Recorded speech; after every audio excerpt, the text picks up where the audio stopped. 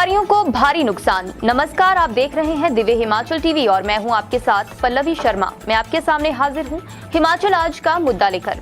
हिमाचल के सरकारी कर्मचारियों को आजकल बड़ा घाटा हो रहा है। कर्मचारी और सरकार अभी नए पे कमीशन की विसंगतियों को दूर करने में ही लगे हैं और उन्हें हर महीने तगड़ा घाटा उठाना पड़ रहा है। बड़ी बात यह है कि सरकार इसका एरियर भी कर्मचारियों को नहीं देगी। क्या है कर्मचारियों का ये घाटा और क्यों कर रही सरकार ऐसा? हम पहाड़ी में इसी पर चर्चा कर रहे हैं अनिल अग्निहोत्री और राजेश शर्मा।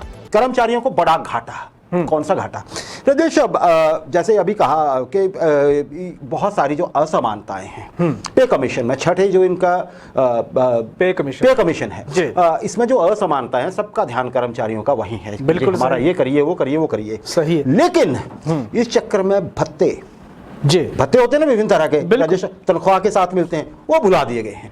किसी को ध्यान ही नहीं है कि उनके बारे में भी सोचे या ना सोचे। क्या कहेंगे आप राजेश? बिल्कुल सही है। देखिए, भत्तों की बात ना सरकार कर रही है और कर्मचारी, लग रहा है कर्मचारियों को ध्यान नहीं है। कर्मचारियों का ध्यान नहीं है। जिनको ध्यान है वो मसला अब उठाने जा रहे हैं या आने वाले दिनों में अभी सरकार से उठाएंगे। बड़ी बात यह है कि जिस तरह की नोटिफिकेशन पे कमीशन की को लेकर आई थी 3 जनवरी 2022 को, उस 3 जनवरी 2022 की नोटिफिकेशन में नया पे कमीशन तो लागू कर दिया सरकार ने, लेकिन सरकार हिमाचल में कर्मचारियों के लिए भत्तों की नोटिफिकेशन जारी करना भूल गई है। अभी तक उसकी नोटिफिकेशन हुई नहीं है, जबकि पंजाब ने वो नोटिफिकेशन जारी कर दी है। सारा फोकस चाहे सरकार का कह लीजिए चाहे कर्मचारियों का कह लीजिए, कर्मचारी कह रहे हैं कि विसंगतियां पे कमीशन में बहुत हैं, आप उनको दूर करिए। सरकार उन्हीं विसंगतियों को दूर करने में लगी हुई है। कमेटी बनाई है, 30 अप्रैल को रिपोर्ट कमेटी की भी आएगी। भत्तों की जब बात नहीं हुई है तो इस कारण कर्मचारियों के 2 वर्ग एक तरह से बन गए हैं। पहला वर्ग ये कि जिन कर्मचारियों को आप ये देखिए कि फरवरी महीने में पे कमीशन के लाभ मिलना जिनको शुरू हो गए, एक चीज वो, और दूसरा कर्मचारियों का वर्ग वो है जिनके सामने कुछ पे कमीशन की विसंगतियां आई और विसंगतियों की बात करते करते और विसंगतियों को हल करते करते एक तरह से वो विसंगतियां हल हो रही हैं कर्मचारियों की, लेकिन भत्ते हल एक तरह से भत्तों की नोटिफिकेशन नहीं आ रही है। तो उन भत्तों की नोटिफिकेशन ना होने के कारण कर्मचारियों को अब घाटा उठाना पड़ रहा है। जी राजेश, मैं यही बात आपसे पूछने वाला था। अच्छा हुआ आपने डिटेल में, तो मैं अपने उससे अगले प्रश्न पे मूव ऑन हो जाता हूं। मैं आपसे पूछना चाहूंगा अभी विशेषज्ञों का एक और तर्क है। आपने ये तो बता दिया कि जी फरवरी से मिलने लग पड़ी है पे कमीशन। बहुत सारे वर्ग जो ऐसे हैं कर्मचारियों के, कईयों के तो अभी भी फंसे हुए हैं नॉमलीज, लेकिन जिनका हो भी गया है वो चुप बैठ गए हैं। भत्तों का ख्याल किसी को नहीं है। यही है राजेश? बिल्कुल। न्यू पे कमीशन के हिसाब से भत्ते भी रिन्यू होने हैं। बिल्कुल सही। आपने बताया पिछले 2016 तब से ही जो मिल रहे थे वही चले हुए, किसी को ख्याल नहीं है। राजेश, एक और तर्क है विशेषज्ञों का। तर्क ये है कि वेतन के बजाय जो भत्ते हैं इनके सुधार पर ध्यान ज्यादा देना पड़ेगा कर्मचारियों को। क्यों? क्योंकि इसका एरियर नहीं मिलेगा। बिल्कुल। क्या कहेंगे? बिल्कुल सही है। अब अगर हम पे कमीशन को देखते हैं अग्निहोत्री जी, तो पे कमीशन जो लागू हुआ है 1 जनवरी 2016 से कर्मचारियों के लिए वो पे कमीशन लागू हुआ है। यानी कि आप ये देखिए कि 2022 में जाके वो लागू अगर हो रहा है तो 2016 से लेके 2022 तक का पे कमीशन का एरियर जिन वर्गों को मिलेगा उस पर तो सरकार फोकस कर रही है। लेकिन जो अब ये नया पे कमीशन लागू हो गया है, भत्ते अभी पुराने पे कमीशन के ही चल रहे हैं और उन भत्तों का क्योंकि कर्मचारियों को एरियर नहीं मिलेगा, इसीलिए कर्मचारी अब घाटे में हो रहा। चाहे उसमें एचआरए की बात हो, चाहे मेडिकल उसकी बात हो, चाहे सीए की बात हो, ये तमाम ऐसे भत्ते हैं जो कर्मचारियों के अभी पुराने ही भत्ते चल रहे हैं। अभी इनका एरियर नहीं मिलेगा तो आप घाटे की परिस्थितियों को देख लीजिए। अभी तो एरियर का फैसला सरकार पे कमीशन का भी नहीं ले पाई है। तो फिर भत्ते जब नहीं जुड़ेंगे कर्मचारियों को तो फिर घाटे की परिस्थितियां ही पैदा होंगी। जी राजेश, आपने कहा कि देखिए कर्मचारी भी इस चीज को जरा शायद समझते होंगे, लेकिन हम फिर से एक बार से हाईलाइट कर देते हैं इस चीज को। एरियर नहीं मिलेगा भत्तों का। बिल्कुल। भत्ते रिन्यू होने हैं नए पे कमीशन के अनुसार, वो ठीक ठाक बढ़ने चाहिए उस हिसाब से हमें लगता है। विशेषज्ञों के अनुसार ऐसा है कि भत्ते ठीक ठाक बढ़ेंगे। बिल्कुल। राजेश, जब एरियर नहीं मिलेगा तो जिस दिन से अनाउंसमेंट होगी या जिस दिन से नोटिफिकेशन होगी सिर्फ उसी दिन से मिलना शुरू होंगे। पीछे का एरियर जैसे आपने कहा नहीं मिलेगा, वो खत्म है। तो विशेषज्ञ ये भी मानते हैं राजेश कि फिलहाल कर्मचारियों को सबसे पहले तो स्टैंड स्टिल पे आके ये बात करनी चाहिए कि जो रुकिए यहीं पे, ठीक है एनोमली है, रुकिए अगले हफ्ते कर लेना, लेकिन फिलहाल सबसे पहले आप हमारे अलाउंसेस बताइए कितना बढ़ रहा है उसकी नोटिफिकेशन कीजिए। बिल्कुल। कितना जरूरी है? जी बिल्कुल, बहुत जरूरी है और निहायत जरूरी है। कर्मचारियों का अगर हम नजरिया देखते हैं, अब हुआ क्या, जो नया पे कमीशन लागू हुआ अग्निहोत्री जी, या जो ये भत्ते जो जिस तरह की इनकी नोटिफिकेशन नहीं सरकार ने जारी नहीं की है, कर्मचारियों के 3 वर्ग बन गए हैं। इसमें जिन वर्गों को इससे नुकसान हो रहा है इस नोटिफिकेशन के ना होने से। पहला वर्ग वो है जो 2012 से जो कर्मचारी लेफ्ट आउट थे, जिनको लाभ उस वक्त नहीं मिला था। ये देखिए अब 2016 से, क्योंकि अब जो नया जो पे कमीशन आया उन्होंने इसमें ऑप्शन 2.59 की उनके लिए सूट करके उन्होंने ले लिया ऑप्शन। लेकिन अब ये देखिए कि 1 जनवरी 2016 से जब ये पे कमीशन जब लागू हुआ, उसके बाद कर्मचारियों की सैलरी जो जनवरी में लागू होने के बाद फरवरी में क्रेडिट जब हो गई, तो अब उनका भत्ते नहीं आए, तो क्योंकि वो तो पे कमीशन पे मिली, और पे कमीशन में जिन कर्मचारियों के, क्योंकि उनके पुराने ही अभी भत्ते चल रहे हैं, तो उन्हीं भत्तों पे कैलकुलेट की गई चीजें। तो एक वर्ग हो गया वो। दूसरा वर्ग इसमें वह है जिनकी 3 अप्रैल को घोषणा मुख्यमंत्री जयराम ठाकुर ने की, और उस घोषणा में यह कहा कि इनकी जिन कर्मचारियों की ग्रेड पे एक तरह से चेंज हो गई। अब कर्मचारियों, अब इनकी ग्रेड पे तो चेंज हो गई, लेकिन भत्तों में जब देरी हो रही है तो लाभ इनको रोज नुकसान, बिल्कुल लाभ इनको भी मिलता नहीं दिख रहा है अग्निहोत्री जी। तीसरा जो अब सरकार का नजरिया देख लेते हैं, सरकार का नजरिया तो सीधा है, सरकार के तो पैसे बच रहे हैं, सरकार तो है कि कर्मचारियों का इस तरफ ध्यान ना जाए, कर्मचारी अलाउंसेस की मांग ही ना उठाएं, और कर्मचारी उठा भी नहीं रहे हैं। ये चंद लोग हैं जो अब मांग उठाने लगे हैं कि आपने पे कमीशन जारी कर दिया, हिमाचल टीवी के माध्यम से आज ही ये चीज उठी है। बिल्कुल, क्योंकि हमारे पास कुछ इनपुट पहुंची ऐसी कर्मचारियों की, जी ये हमारा एक मसला है, बिल्कुल, और आप उठाइए इसे। बिल्कुल बिल्कुल। तो आज ये शायद पहली बार उठ रही है, और हम आगे समय में हमें लग रहा है कि चीज उठेगी। हाँ राजेश, आप कंटिन्यू करिए। दूसरी चीज कर्मचारियों का नजरिया हम देखें तो एक तरह से भूल गए, वो तो पे कमीशन की विसंगतियों को हल करवाने में ही लगे हैं।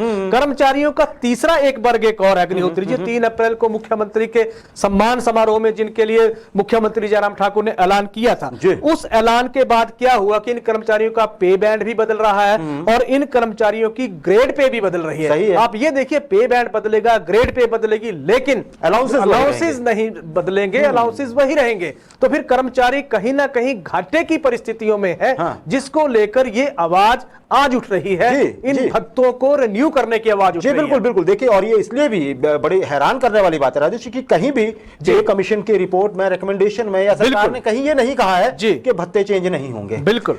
हैरानी की बात यह है कि किसी भी ना कर्मचारी को, ना कर्मचारी नेता को अभी ये ख्याल आया है कि हमने अपने अलाउंसेस के लिए भी बात करनी। बिल्कुल सही है, वो भी बढ़ जाएं। जैसे आपने बताया, बाकी चीजों पे तो एरियर आपको मिलेगा, बिल्कुल तय है कि एरियर मिलना है, बिल्कुल, लेकिन ये भी तय है कि अलाउंसेस पे एरियर नहीं मिलेगा। तो बेटर है, विशेषज्ञ मानते हैं कि कर्मचारी और कर्मचारी नेता सब चीजों को छोड़ के सबसे पहले तो यहां आ जाए जी, हमारे भत्तों को कैलकुलेट करिए, हमारे अलाउंसेस कैलकुलेट दूसरा और दिलाइए। बिल्कुल। दूसरी चीज जो कहा जा रहा है कि पंजाब के पे स्केल को फॉलो हिमाचल करता है, वहां तो हो गया। पंजाब ने जब पे कमीशन की नोटिफिकेशन की थी अग्निहोत्री जी, साथ में उसके साथ ही अलाउंसेस की नोटिफिकेशन भी हुई है। दोनों चीजें साथ हुई है, तभी वहां के कर्मचारियों को लाभ मिल रहा है। हिमाचल के कर्मचारी क्यों कहते हैं इनिशियल स्टार्ट पंजाब और हिमाचल के इनिशियल स्टार्ट में फर्क है? इसी तरह की डिस्पैरिटीज जब पैदा होंगी एक ही वर्ग के, एक ही पद पे, एक ही पोस्ट पे, तो फिर विसंगतियां सामने आएंगी जो हल होंगी नहीं अगले वाले। जी राजेश, अब बड़ी बात तो यह है कि क्या हजारों लाखों कर्मचारी ये भूल गए कि उन्हें भत्तों की बात भी करनी है, या फिर ये चीजें ही कुछ इस तरह से उठी, गोल कर दिया गया। सही है। अब गोल किया या गोल हो गया, गलती से हो गया या जानबूझ के हो गया, अब शायद ये मसला उठ गया है। अब देखेंगे कि आने वाले कुछ दिनों में। बड़ी बात यही राजेश, जैसे आपने कहा कि रोज जितने दिन आपका ये अलाउंसेस लेट हो रहे हैं, इनमें जैसे जो भी चेंजेस आनी है, जितने दिन रोज आपका घाटा हो रहा है कर्मचारियों का, क्योंकि इस पे आपको एरियर नहीं मिलेगा। बिल्कुल सही। तो अच्छा राजेश, ये बात तो हो गई, एक बड़ा महत्वपूर्ण मुद्दा था, इस पे हम आगे भी बात करेंगे, और मुझे लग रहा है आप कर्मचारी भी इस पे आवाज उठाएंगे खुलकर, जो होगा हम रिपोर्ट करेंगे। राजेश, एसएमसी टीचर्स को आखिरकार राहत मिल गई। जी बिल्कुल, 1 साल के लिए राजेश, बिल्कुल है ना जी। वो तो नहीं हुआ जो कर्मचारी चाह रहे थे ये, लेकिन आप पहले ये बता दीजिए कि एसएमसी टीचर जो 1 साल की इनको राहत मिली है, उस पे क्या रिएक्शन है? बिल्कुल, देखिए एसएमसी शिक्षकों की जहां तक बात है, 2555 ये प्रदेश भर में आपके स्कूलों में शिक्षक सेवाएं दे रहे हैं। इनको जो एसएमसी शिक्षकों की जो एक मांग है सरकार से, वो पॉलिसी बनाने की मांग सरकार से रही है, चाहे वो पिछली सरकार हो चाहे वर्तमान सरकार रही हो। वर्तमान सरकार ने उसके लिए एक कमेटी बनाई हुई, कमेटी ने अभी उस पर एक तरह से अपनी रिपोर्ट सरकार को नहीं सौंपी है, और सरकार अभी पॉलिसी की दिशा में सरकार ने ऐलान तो कर रखा है, लेकिन अभी पॉलिसी इनके लिए बनी नहीं है। ध्यान है। बिल्कुल, पॉलिसी पे ज्यादा फोकस एसएमसी शिक्षक कह रहे हैं सरकार को कि पॉलिसी पे ज्यादा फोकस करिए। सरकार का नजरिया देख लेते हैं अग्निहोत्री। सरकार ने दो टूक स्पष्ट किया कि अब सरकार ने ये देखिए 31 मार्च को इनके सेवा विस्तार का एक तरह से टेन्योर पूरा हो गया था। अब उसके बाद 22 अप्रैल को वो नोटिफिकेशन निकल गई है जिसमें एसएमसी शिक्षकों को 31 मार्च 2023 तक के लिए सरकार ने सेवा विस्तार दे दिया है। शिक्षक कह रहे हैं कि पॉलिसी पहले चाहिए क्योंकि इन पे आगे एक सुप्रीम कोर्ट की एक नोटिफिकेशन का जिसको इनको डर है अग्निहोत्री जी। एक हालांकि सरकार ने कोशिश किया कि ये शिक्षक डरे नहीं, भरोसा दिया था पिछले दिनों जब मुख्यमंत्री जयराम ठाकुर के साथ इनकी बैठक हुई थी। अब वो ये है कि अब वो डर जो है वो डर इस नोटिफिकेशन में भी है जो पिछले कल जारी हुई है। उसमें यह कहा गया है कि जैसे ही कोई रेगुलर अपॉइंटमेंट यहां होती है इन शिक्षकों को हटाया जा सकता है। ये हटाया जा सकता जो शब्द है ये शब्द इन शिक्षकों को परेशान कर रहे हैं, इसीलिए सरकार से पॉलिसी बनाने की ये मांग कर रहे हैं। राजेश, आपने जैसे कहा बहुत बढ़िया आपने चीज एक हाईलाइट की है। पिछले दिनों या कुछ महीने पहले ये सरकार की तरफ से एक इशारा मिला था कि अब इनके तरफ जगह कोई नहीं भेजा जाएगा। बिल्कुल ऐसा ही था ना राजेश? बिल्कुल, बिल्कुल। और ऐसा कोई हिच नहीं है। लेकिन कल जो नोटिफिकेशन निकली आपने सही कहा है कि इनको तब तक वहीं पे रखा जाएगा जब तक कि कोई उस सब्जेक्ट का जिसको ये पढ़ाते हैं जिस स्कूल में कोई रेगुलर टीचर जो है वहां पे ट्रांसफर होके या ज्वाइन करने किसी भी तरीके से वहां नहीं पहुंच जाता है उनका स्थान लेने के लिए। राजेश, बात तो सही है आपकी और इससे ये डरे भी हुए टीचर्स, सही भी है। बिल्कुल।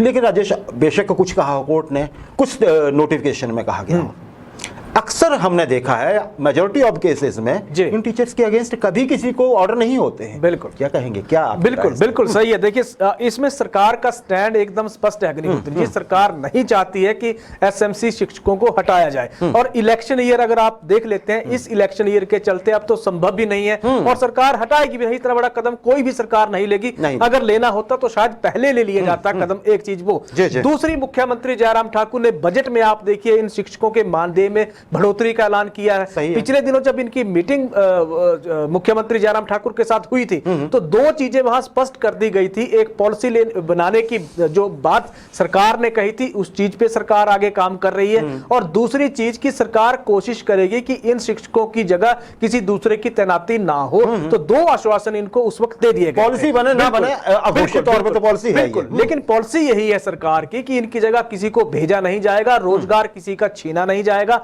और हिमाचल में अब तक अगर हम देखें तो ये एसएमसी शिक्षक के लिए एक तरह से गुड न्यूज से कम रहा भी नहीं है। जी राजेश, गुड न्यूज से कम। और गुड न्यूज एक और भी है राजेश, बल्कि देखिए जो लोग थ्रू प्रॉपर चैनल टीचिंग में आए हैं ना जी, जो शिक्षक हैं सरकारी, चाहे वो कमीशन से आए हों या बैच वाइज आए हों, उनको एक गिला रहता है राजेश हमेशा। बिल्कुल। उनका ये कहना है कि हमारी अपॉइंटमेंट होगी हार्ड एरिया में, फिर हमें कभी मनपसंद स्टेशन नहीं मिलेगा। कई बार सही है, घर के नजदीक वाला स्टेशन तो भूल ही जाइए वर्तमान में। लेकिन पहले पीटीए के साथ देखिए राजेश, पीटीए एक स्टेशन पे ज्यादातर घर के नजदीक। बड़ी बात यह है कि जब पीटीए को पक्का किया गया तो उसी स्टेशन पे किया गया, मतलब 3 साल के लिए वो और वहां है। एसएमसी टीचर्स भी जहां हैं वहीं वो कोई आ तो रहा नहीं है। अघोषित पॉलिसी जैसे हम चर्चा कर, बिल्कुल वही सैलरी मिल रही है। तो कम से कम इनके सिर पे ये वजन नहीं है, चाहे वो पीटीए टीचर्स हैं, पीटीए से रेगुलर हुए हैं, या एसएमसी टीचर हैं, कि उनको ट्रांसफर का भी डर है। अदरवाइज आपको पता है 2-2.5 साल बाद टीचर्स लग पड़ते हैं परेशान होने, है ना, ट्रांसफर पता नहीं कहां हो जाए, एडजस्टमेंट करते हैं। अभी तक इन टीचर्स को ये नहीं, ये रिएक्शन है, ये हमारा कमेंट नहीं है, ये एक रिएक्शन है दोनों वर्ग के टीचर्स को लेकर। अच्छा राजेश, करुणामूलक नौकरी चाहने वालों को भी तो कल राहत मिली है। बिजली बोर्ड में शायद कुछ लोग एडजस्ट हुए हैं, बिल्कुल, है ना जी। और ये अलग बात है कि शायद क्लास 4 में हुए हैं जी। और फिर कैपिंग की भी जिक्र हो रहा है शायद, बिल्कुल 5% से वापस आ गया। बिल्कुल बिल्कुल। क्या देखिए, करुणामूलक आश्रितों का आप ये परिवार जो उनके आश्रितों के देश संघर्ष एक बहुत लंबा हिमाचल में चला। लगातार मांग उठाई जा रही थी कि क्लास 3 और क्लास 4 के पदों पे भर्ती की बात, बिल्कुल 3 में मांग रहे थे। सरकार ने कहा 4 में आप ले लीजिए, बातचीत चल पड़ी थी। अब क्लास 4 के पदों पर ही ये भर्ती हुई और बिजली बोर्ड में ये भर्ती हो गई। अग्निहोत्री जी, 25 करुणामूलक जो आश्रित हैं उनको नौकरी मिल गई है, पिछले कल की ये बात है। और आप ये देखिए कि इसमें जो 22 जो नियुक्तियां हुई हैं, वो 22 जो नियुक्तियां हुई हैं, 25 में से 22 चपरासी के पद पे नियुक्तियां हुई हैं और जो 3 नियुक्तियां हुई हैं वो बिजली बोर्ड में चौकीदार के पदों पे नियुक्तियां हुई हैं। आने वाले दिनों में क्योंकि भर्ती प्रक्रिया भी जल शक्ति वाले विभाग या बोर्ड जल शक्ति विभाग सीधे तौर पर कह रहा है कि वहां भर्तियां होंगी, शिक्षा विभाग में ये भर्तियां होने जा रही है मल्टीटास्क वर्कर के लिए। 27 अप्रैल लास्ट डेट रखी है आवेदन की। इसके अलावा पीडब्ल्यूडी में भर्तियां हो रही हैं, 27 अप्रैल डेट वहां भी रखी है लास्ट डेट। तो इस तरह की ये भर्ती प्रक्रिया चल पड़ी है। बिजली बोर्ड में होगी है, इससे पहले फॉरेस्ट में ये भर्ती प्रक्रिया हो गई है। और 5% कैपिंग की फिर से बात इसमें उठ गई है।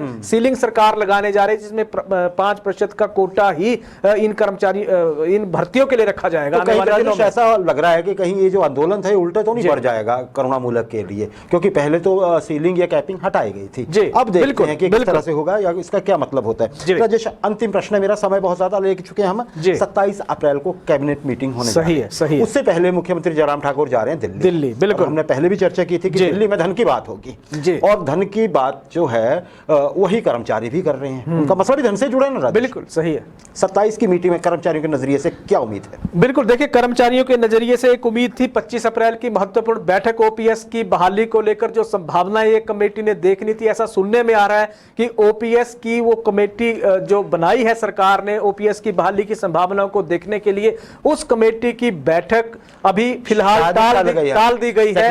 बाहर जा रहे हैं और जो क्योंकि मुख्य सचिव भी प्रदेश के बाहर होंगे, या जो अतिरिक्त मुख्य सचिव वित्त होंगे वो भी शिमला में नहीं होंगे, तो बैठक टालने की सूचना अभी तक आ रही है जो 25 अप्रैल की होने जा रही है। तो एनपीएस के कर्मचारियों को एक तरह से मायूसी फिलहाल नजर आ रही है, क्योंकि कहा जा रहा था कि 27 की कैबिनेट में एक तरह से ओपीएस की बहाली का एजेंडा जा रहा है। दूसरा, आउटसोर्स पॉलिसी पे ड्राफ्ट तैयार हो गया। ड्राफ्ट तैयार होकर अब कमेटी के पास जाएगा। उसके बाद जो अगली कमेटी होगी, अगली जो कैबिनेट होगी, उस कैबिनेट में उस ड्राफ्ट की रिपोर्टिंग बाहर आ जाएगी।